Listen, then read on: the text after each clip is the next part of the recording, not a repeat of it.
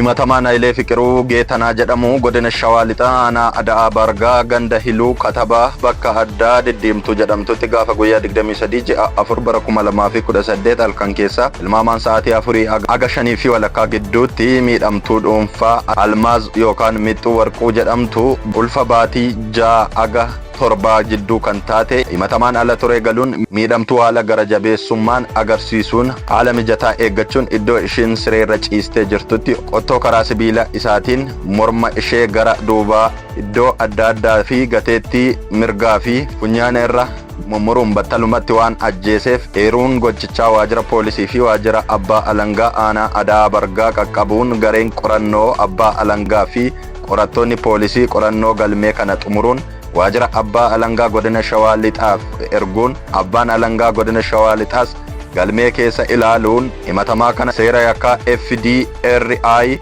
bara 1996 ba'e keewwata 539 muraa tokko A jalatti himachuun mana murtii olaanaa godina Shawaa Lixaatti dhiyeessuun falmiin adeemsifamaa ture. Raagaan abbaa alangaa kan namaa fi barreeffamaan himannaan dhiyaate himatamaa irratti waan mirkaneessaniif himatamaan keewwatuma ittiin himatame jalatti akka ofirraa ittisuuf manni murtii ajajus himatamaan raagaa ittisaa hin qabu waan jedheef mirgi raagaa ittisaa dhaggeeffachuu isaa kana bira darbuun manni murtii olaanaa godina Shawaa Lixaa dhaddacha gaafa guyyaa 14 ji'a 8 bara 2018 ooleen murtii balleessummaa himatamaa irratti erga dabarseen booda yaada adabbii bitaa fi mirga fuudhuun akkaataa qajeelfama murteessaa adabbii lakkoofsa 3 muraa bara 2017 gullantaa 43ffaa jalatti himatamaan hidhaa cimaa waggaa 22 akka adabamu murteesseera.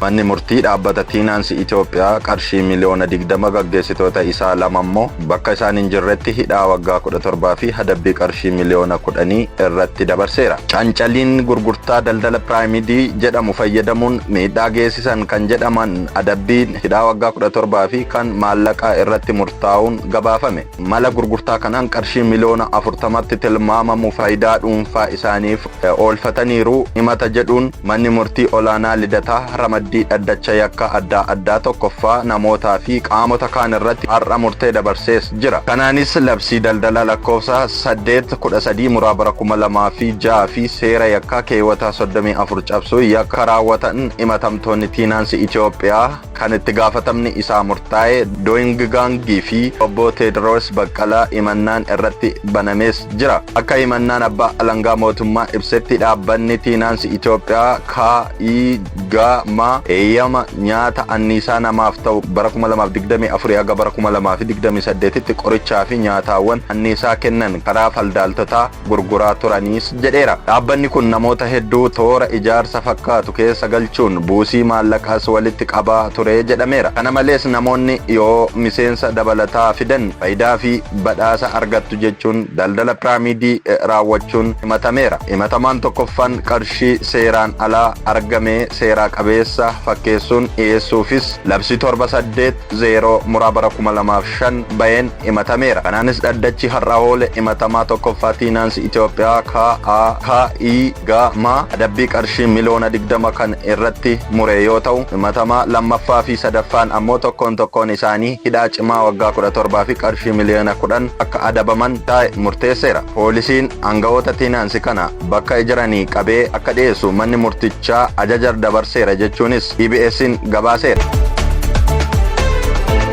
Yakkamaan adaadaa isaa gocha suukanneessaan ajjeese duuti itti murtaa'e. Yakki kun kan raawwate kutaa magaalaa Lammii Kuraa aanaa Jaa iddoo addaa Likkaa Sannaayit bilookii 750 lakkoofsa manaa 59 keessatti fulbaana 27 bara 2017 halkan keessa sa'aatii 4 irratti raawwatame. Yeroo sanatti poolisiin eeruu kennameef ka'umsa godhachuudhaan nama yakka ajjeechaa raawwate kana to'annoo jala oolchuu danda'eera. Yakkamaan kunis Shaambal Mulgeetaa kan jedhamu yoo ta'u bara 2016 keessa hojii guyyaa hojjetee bira jiraachuudhaaf gara adaadaa isaa akka dhufes himameera. Fulbaana 27 bara 2017 adaadaan isaa kunis galgala keessa naannoo sa'aatii 12tti hojii ooltee galuun ilma obboleessa ishee kana waliin irbaata nyaatanii galgaluma sana walii galtee dhabuun gidduu isaaniitti uumame morma adaadaa isaa erga hudhee lafarratti kuffisee lubbuun ishee akka darbu erga taasisee booda billaa shunkurtiitiin kutaa qaama ishii kukkutuun feestaalii garaagaraa sadiitti gochuun kana dawoo godhate namni akka isa hin argine erga mirkaneeffatee booda feestaalii tokko mana fincaanii keessa isa lammaffaa ammoo